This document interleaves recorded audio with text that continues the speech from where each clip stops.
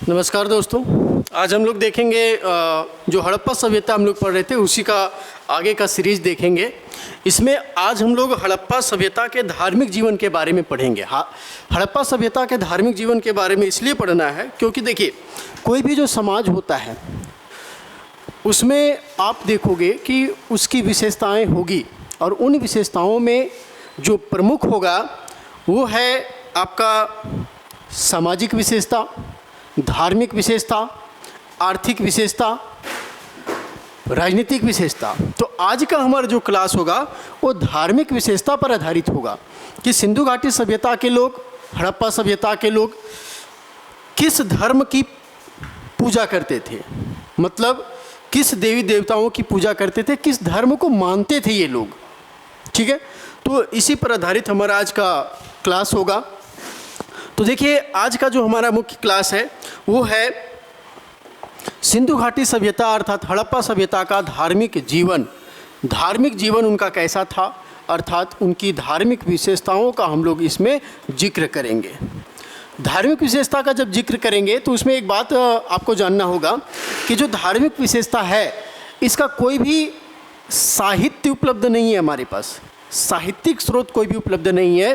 जो भी जानकारी हमें मिली है वो पुरातात्विक स्रोतों के आधार पर मिला है, जैसे सिक्के, मुद्राएं और भी बहुत सारी चीज़ें, मुहरे वगैरह जो भी चीज़ें मिली है उसी के आधार पर हम इस सभ्यता के धार्मिक जीवन का, विशेषताओं का जानकारी प्राप्त करते हैं। ठीक है, तो देखते हैं आगे कि इसका धार्मिक विशेषता क्या था। तो इसका धार्मिक विशेषता में सबसे पहला जो इसका विशेषता था वो था मातृदेवी की पूजा। ये लोग मातृदेवी की पूजा करते थे, और ये पता कैसे चला, तो कई मूर्तियां प्राप्त हुई है जिससे हमें ज्ञात होता है कि ये लोग मातृदेवी की पूजा करते थे। मूर्तियों में स्त्रियों की मूर्तियां प्राप्त हुई है, और इस आधार पर हड़प्पा सभ्यता के समाज को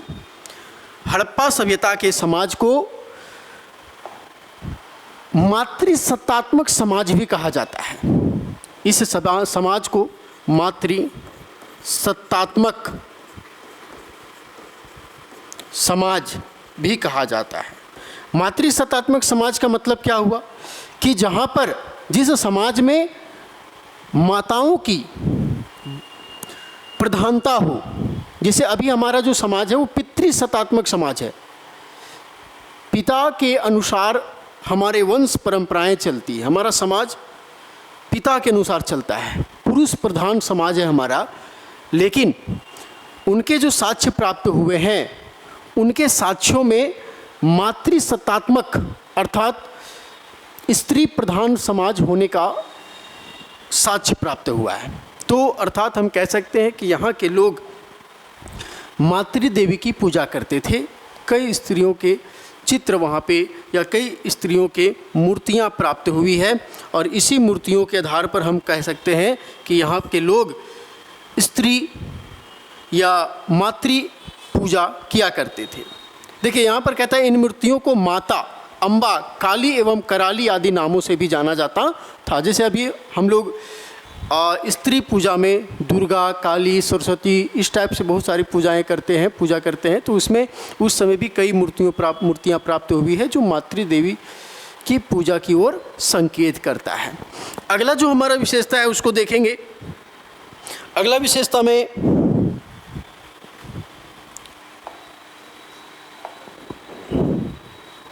देखिए, अगला है शिव लिंग योनि की पूजा। शिव की पूजा, ऐसा माना जाता है कि हड़प्पा सभ्यता में शिव की पूजा की जाती थी। शिव को सबसे पुराने देवता के रूप में स्वीकार किया गया है। हड़प्पा सभ्यता में भी शिव की पूजा की जाती थी, अभी भी शिव की पूजा की जाती है। लिंग और योनि की भी पूजा की जाती थी, जैसे शिवलिंग, इस टाइप से लिंग पूजा की जाती थी, और योनि की भी पूजा उस समय की जाती थी। देखिए, कहता है कि वहाँ पर शिव के आदि रूप प्रतीकात्मक पूजा के प्रमाण प्राप्त हुए हैं, जिसमें पशुपति शिव की पहचान की गई है। और इसका साक्ष्य कहाँ से मिला है? तो कहता है मोहनजोदड़ो की एक मुहर से त्रिमुख और 3 नेत्र वाले योगी की आकृति मिली है, जिसे शिव आदि रूप माना गया है। शिव के 3 नेत्र की वहाँ पर भी एक प्रमाण प्राप्त हुआ है। इस आधार पर हम कहते हैं कि वहाँ पर शिव की पूजा की जाती थी, लिंग और औनी की पूजा की जाती थी। अर्थात हम कह सकते हैं कि सिंधु घाटी सभ्यता में शिव की पूजा की जाती थी, लिंग और योनि की भी पूजा की जाती थी। आगे हम लोग देखेंगे, कहता है कि प्रकृति की पूजा की जाती थी, वृक्ष और पशु पूजा की जाती थी। वहाँ पर सिंधु घाटी सभ्यता के लोग प्रकृति पूजनीय थे, प्रकृति की पूजा की जाती थी। वहाँ पर प्रकृति में क्या आता था? वृक्ष जो है प्रकृति का ही पार्ट है। पशु की पूजा भी की जाती थी, मुख्य रूप से वहाँ पर पीपल वृक्ष प्रमुख था। पशुओं में भी कई तरह के पशु थे जो काफ़ी महत्वपूर्ण थे। देखिए कहता है कि पशु पूजा में कहता है सभ्यता की मुहरों पर एक सींग वाला जानवर, कुबड़ वाला बैल, भैंस, नाग, कबूतर और बकरा आदि चित्रित मिले हैं, जिस आधार पर हम कह सकते हैं कि लोग उनकी पूजा करते होंगे। नदी एवं जल की भी पूजा की जाती थी। ये सारे चीज़ प्रकृति के ही हैं, अर्थात सिंधु घाटी सभ्यता के लोग प्रकृति पूजनीय थे। आगे हम लोग देखेंगे, कहता है अन्य धार्मिक प्रतीक एवं विश्वास। कई धार्मिक प्रतीक वहाँ से प्राप्त हुए हैं, कई विश्वासों को माना गया है कि कई तरह के लोग विश्वास रखा करते होंगे। कहता है ना कि स्वास्तिक का चिन्ह मिला है, जैसे अभी हम लोग इसका प्रयोग करते हैं ना, इस टाइप वाले, तो स्वास्तिक का चिन्ह जो है उस समय भी प्राप्त हुआ है। कहता है अग्नि पूजा की जाती थी। कालीबंगा और लोथल की खुदाई से ईंटों की बनी हुई हवन कुंडों के साक्ष्य मिले हैं, जो अज्ञ परंपरा को प्रमाणित करते हैं। मोहनजोदड़ो जैसे कई ऐसे स्थान हैं जहाँ पर भी इस तरह के प्रमाण प्राप्त हुए हैं। स्नानागार के किनारे कई हवन कुंड भी प्राप्त हुए हैं, तो लोग ऐसा मानते हैं कि उस समय अग्नि पूजा भी की जाती रही होगी। कहता है धूप और संगीत, अब हवन कुंड होगा तो वहाँ पर धूप जलाया जाएगा, तो इस तरह से माना गया है कि वहाँ पर धूप, सुगंधित सामग्रियाँ आदि भी प्राप्त हुए हैं। आप यहाँ पर देख सकते हैं स्वास्तिक का प्रतीक वहाँ पर मिला है, अग्नि वेदिकाएँ मिली हुई है, स्नानागार मिला हुआ है जिसके किनारे कई छोटे छोटे कमरा बने हुए थे, और वहाँ पर हवन कुंड भी प्राप्त हुआ है। ऐसा माना जाता है कि लोग पूजा करने से पहले स्नानागार में स्नान करते थे और फिर पवित्र होने के बाद वहाँ पर पूजा करने के लिए जाया करते थे। आगे हम लोग आगे की विशेषता देखते हैं। सिंधु घाटी सभ्यता में मृतक संस्कार के बारे में देखेंगे हम लोग, कि जब अभी भी आप देखोगे कि अलग अलग धर्मों में मृतक संस्कार की अलग अलग विधाएं हैं। सिंधु घाटी सभ्यता में भी मृतक संस्कार की अलग अलग विधाएं प्राप्त हुई है, जानकारी प्राप्त हुआ है। तो वो कौन कौन सा संस्कार था दाह संस्कार का, तो उसको अभी हम लोग देखेंगे। मृतक संस्कार की 3 पद्धतियां वहाँ पर मिली है। इसका एक अलग क्वेश्चन बन सकता है, 3 नंबर का 5 नंबर का क्वेश्चन पूछा जा सकता है कि सिंधु घाटी सभ्यता में मृतक संस्कार की कौन कौन सी विधि अपनाई जाती थी या कौन कौन से कार्य किए जाते थे। तो उसमें 3 था। कौन कौन सा था? पहला था पूर्ण समाधि।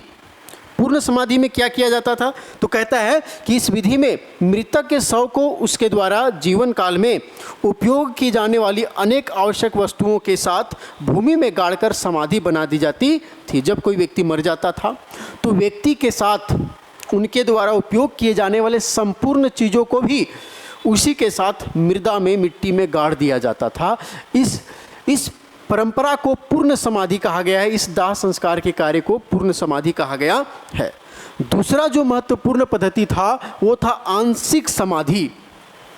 आंशिक समाधि में क्या था? कहता है मृतक के शव को सर्वप्रथम पशु पक्षियों के भोजन हेतु खुले मैदान में छोड़ दिया जाता था। तत्पश्चात केवल बची हुई अस्थियों को संचित कर पात्र में रखकर भूमि में गाड़ दिया जाता था। ऐसे आप समझिए कि कोई व्यक्ति मर गया तो सबसे पहले उसको खुला में छोड़ दिया गया। जब आसपास के जानवर, गिद्ध, पक्षी कुछ भी उसको जब पूरी तरह से खा जाते थे, उसके शरीर को गल सड़ जाता था कीड़ा वगैरह लग करके, तब उसका जो अस्थि बचता था उसको किसी पात्र में रख करके उसको क्या किया जाता था? भूमि में गाड़ दिया जाता था। आगे हम लोग देखेंगे। नेक्स्ट हमारा है दाह कार्य।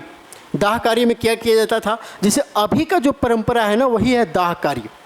अभी हिंदू धर्म में क्या किया जाता है किसी व्यक्ति की मृत्यु के बाद उसे जलाया जाता है और जलाने के बाद जो अस्थि मिलता है उसको नदी में या फिर भूमि में गाड़ दिया जाता था, अभी गाड़ दिया जाता है। तो सेम पद्धति उस समय भी था दाह कार्य में। कहता है कि शव को जलाकर उसकी राख एवं शेष अस्थियों को पवित्र कलश में रखकर भूमि में गाड़ दिया जाता था।